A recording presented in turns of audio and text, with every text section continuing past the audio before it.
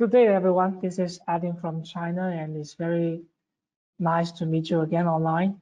Stay healthy and stay happy. In the recent 2 years, GNSS receivers have been much more closer to our end users, to our surveyors in the field, and there are more brands and more competitions in the market.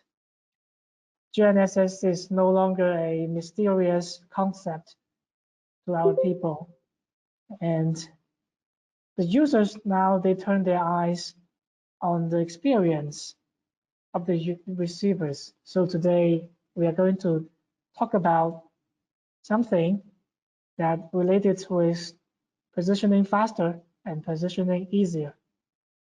So you can see it's very clear that we divide the topic into 2 parts. First is about the faster, and second is about the easier.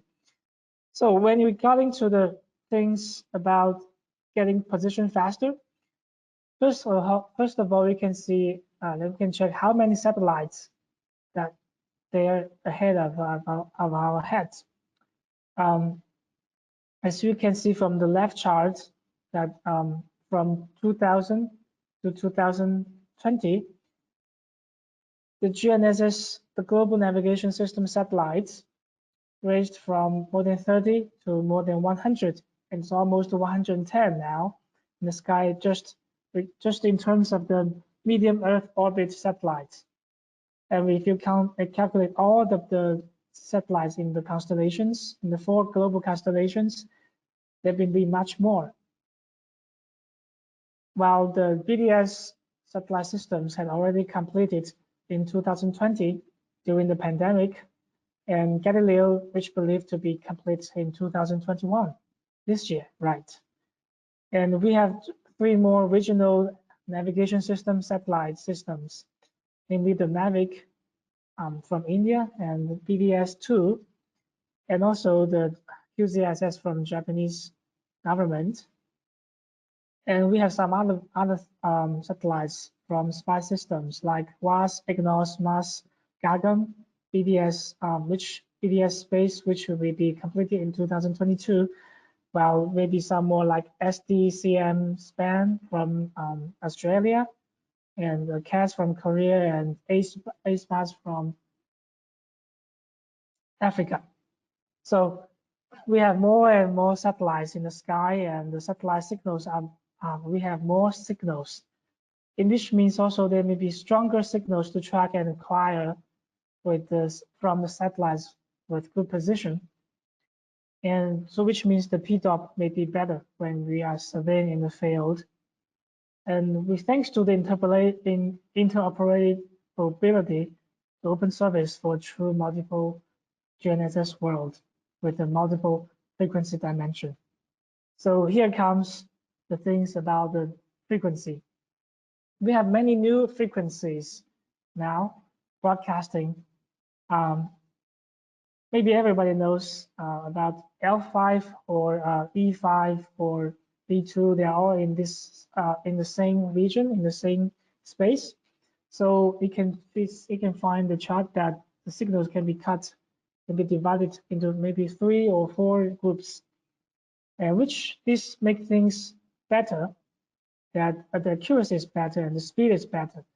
When in practice, dual frequencies is better, but when we also find that triple may be much better, especially in some places that they may have interference, thanks to L1, L2, and L5 band. And also the resistance is much better because owing to the frequency robust, and there may be a diversity. Also possible there could be a quadruple frequency in the field in practice in the future. But so far we all know that triple frequency is much more popular now, and this has been widely used in some regions. And when you talk about the new signals, I just show you a picture, but some things are in Chinese, but it doesn't matter because you can see what they are. There are some channels, the satellite numbers, satellite signal bands, the frequency center. the length, the time, and message type and something. But maybe there may be many major advantages over L1 when in comparison with L5. First is the signal structure.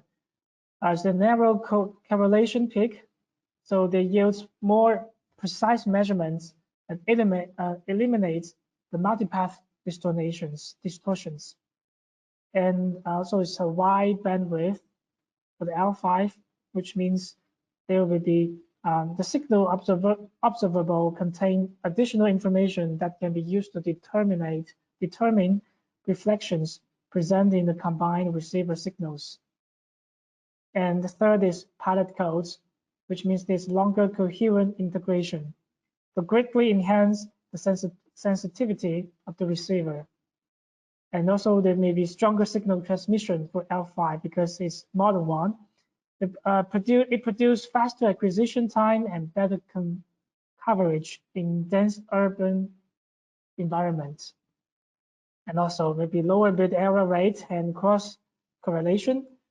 Modernized signals use a much more robust system of encoding that adds more robustness to error detection and ability for error corrections. Modernized signals also add a secondary code to ensure that the correct satellite is being detected and not cross-correlated with another satellite with a much stronger signal. This reduced cross-correlation by more than 13 dB, which may have a great help.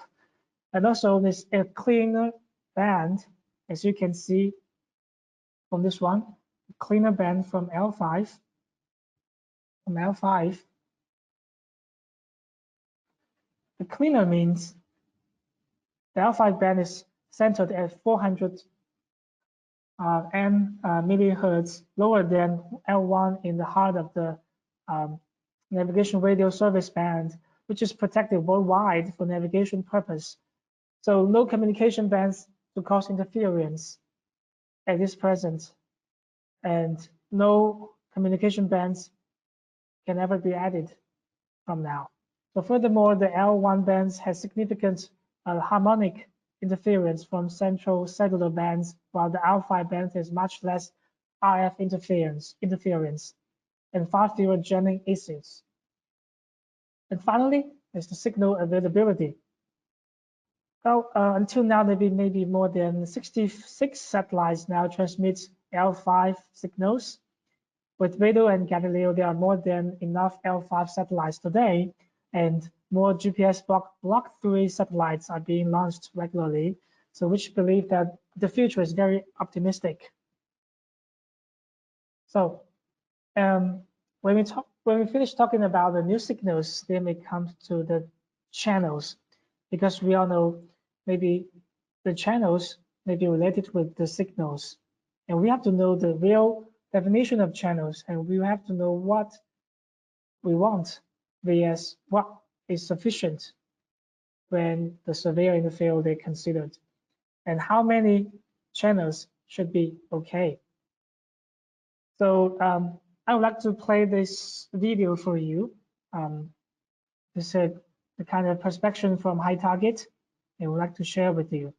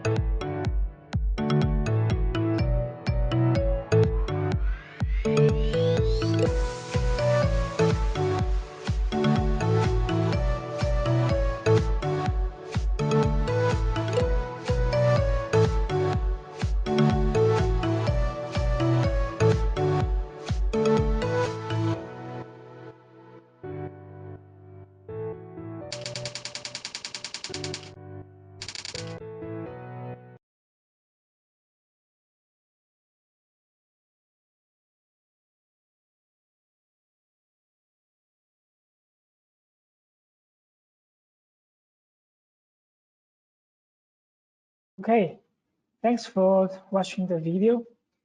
So actually from the video, we may have some informations that until now, we may probably have 450 signals from different satellites, from more than 100 satellites. And when we are observing the signals with the receivers on Earth, in one time, we can track more than 150 signals, which may occupy more than 150 channels. And most of the products in the market that the channels, they support more than 200, which may be sufficient. However, people always think that if we can have more, then we can track more. Maybe there may be more satellites in the sky. Yeah, it sounds reasonable.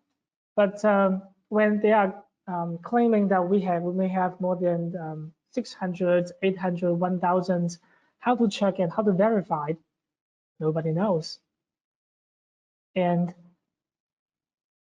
is that really power saving? Maybe from the video, you can find that, yeah, when we track more satellites, when we have more channels, the power consumption is increasing, even though people say that, okay, we are low consumption chipsets. And also it's a concept cheating, because actually some manufacturers, when they're saying we have support more than 1,000, actually they are not tracking that more if really there are more than 1,000 signals in the sky, because they use a kind of concept called parallel tracking. They use 3 channels to track same signals from the same satellite, and it means that we have a lot of redundancy, which may not be widely used and not very helpful in the practice. So actually, if you cut the redundancy, maybe much fewer channels being used. And actually, we have to think about what really matters in the field, what the surveyors care about, right? Maybe they are caring about is the performance. That's what we are talking about, how to get the coordinates faster and how to get the coordinates easier with the better accuracy. So that's so far what we talked about is how to get positioning faster, something related, the concepts we have mentioned related with getting position faster. There's hot topic, hotspot, channels, signals, satellites, PDOP, right? And here comes things about getting position easier. As we all know, when we were doing the surveying, we need RTK positioning, and then we may have connect to one base, one rover, and now we have reference network in some regions, in some countries, and we pay to some operators, and they give us the license to operate, then we can access the correction easier. So and the trend is that we all know that reference network is not the end of the service, but the PPP or global PPP may be the final one. So we may talk about the PPP. But first of all, let's see about the background difference between RTK and PPP. Well, the RTK, they transmit the raw measure or observation corrections to the rovers. And PPP, all it takes is one receiver to get absolute position coordinates. What they send is the clock and orbit corrections generated from the course or some reference network, and they're no more relied on the network, on the the raw measurements. So the coverage area difference can be seen here. The left one is about the RTK with the course.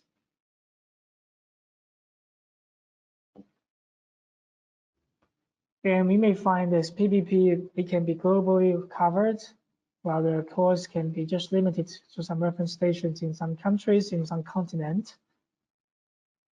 And the distance may be also the matter. Well, while we're doing the RTK course, maybe the distancing between the receivers may be just 7 kilometers or even shorter, which means we have to investigate a lot.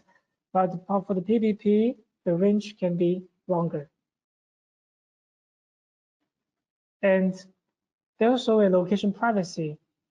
As we all know, people are they care their privacy very much. And we use the surveyors with the course, then the operator may know our position. While with PPP, there's no need GGA uploaded. You can get it from internet or you can get it just from satellite, because the position correction data can be acquired directly. And there's also a comparison between the RTK and PPP. You can see that, of course, so far RTK with the course is much more stable. And also it's faster, but the PPPs, they have a slower convergence time, 20 to 30 minutes. Yeah, but the good news is that we have something called PPP Fast. It's the 4th generation technology. As you can see from this chart, that on the 1st generation is using the pseudo range single positioning or carrier static positioning, pseudo distance differential positioning. And then we have conventional RTK, wide area differential positioning. Then we have network RTK technology, and then maybe also the PPP. And for 4th generation, just combine the PPP and RTK. So PPP Fast or PPP RTK is the synthesis of the positive characteristics of RTK and PPP concepts from this map. Yeah, and we can also acquire CM level accuracy with a very short time. It's not longer, no more longer like PPP. And this is the technical principles from this chart. As you can see that with the traditional RTK OSR, means observation-based representations. With these ones, the rover has to calculate satellite vehicle orbit error, satellite vehicle clock error, bias, ionospheric delay, and tropospheric delay, multipath receiver bias. While the PPP, they're transmitting the orbit, clock, and bias error. But if we're doing the PPP RTK, which means the server and the server center, they also calculate the ionospheric delay and tropospheric delay for the users and broadcasting to all the users. So the convergence time may be decreased from 30 minutes to 5 minutes, or even better, or even 3 or 1 minute. So as we can see, with the PPP, the time can be shorter and the range can be longer, as the benefits may be combined together. So, so it means that we're saving the investment if you have the short limited budget. And also with the limited same budget, we can have a larger service area. And also it can be scalable for industries, not just for GNSS surveyors, but also for agriculture and for some other applications. And also there may be a flexible broadcasting way, either by satellite or by internet, or maybe, we don't know, maybe you can transmit by star chain, we don't know, but it's possible technically. And also, it's also benefits for end users. It's privacy secured, convergence time may be decreased, signal redundancy may be also increased, and also the accuracy is still high enough for some surveying in some scenario.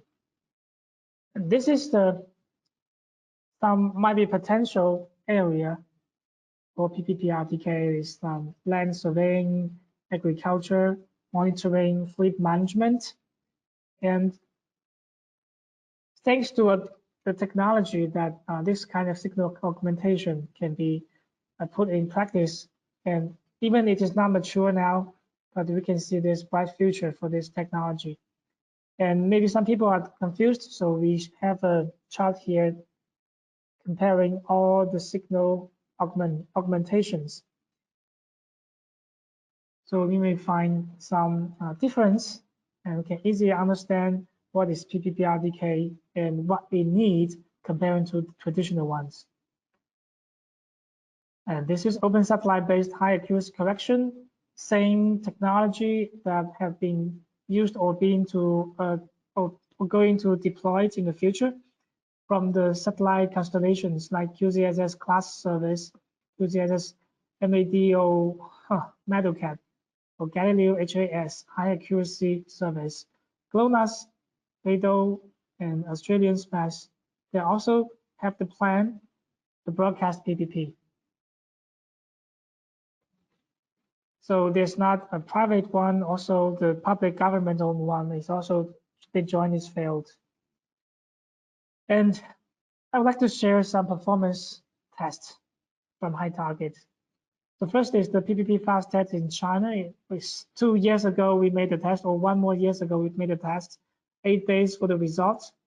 And you may find that less than 3 minutes, more than 90% of the results with the convergence, and time better than 5 minutes. And here we can see no matter in north, south, west, and southeast. Yeah. And also we have another test in Europe. We have 3 regions, regions with the distancing 100 kilometers, distancing with 200 kilometers, and with 300 kilometers. From the first area A with the 100 kilometers distancing network, the fixing rate is very good, and the time to first fix is just less than 90 seconds in most of the testing trials. And you can find accuracy may be good, ideal, but it's in wide open area, of course. And let's see the things in 200 kilometers. You can see the time changed, and the fixed rate also changed, and also 300 kilometer distancing network. You see, okay, it's worse, right? So let's make a comparison. With the C area has lower pass rates in terms of time to first fix in 5 minutes. Just less than 95% of the time to first fix pass the threshold of 5 minutes, which means it's less than 5 minutes to get a fixed solution. So it means that actually we may consider in the future that the distancing 200 kilometers or 100 kilometers may be much better than 300 kilometers distancing. And yeah, we think that maybe area beam is much better. So this is how to get correction, how to make our positioning faster and easier. So this means that in the future, it's easier, very easy for us to get correction. We don't have to, maybe we don't have to pay the course service. If we go to a very open field, we are not require very short time convergence time.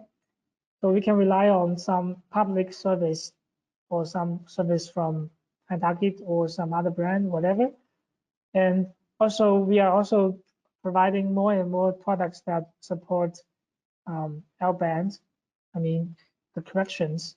And we are going to launch a product called K20, which may be used in the marine solution. If you go to offshore or into the oceans, you need to get corrections with direction and position. Also, it supports L-band. So even in the oceans, you can get your very accurate or much accurate results than ever before, with a very good, reasonable price and very good budgets to you and very friendly to you. So I think this is what we are going to share. We also want to make you to understand when customers or when our client or our friends talking about the channels, what we should think about. What we should have critical thinking. Is that really sufficient, or should we just change the channels, or should we change something else? And when it comes to the getting the correction easier, we should be optimistic in the future. Okay, that's what I want to share. And thank you for your time. Bye bye.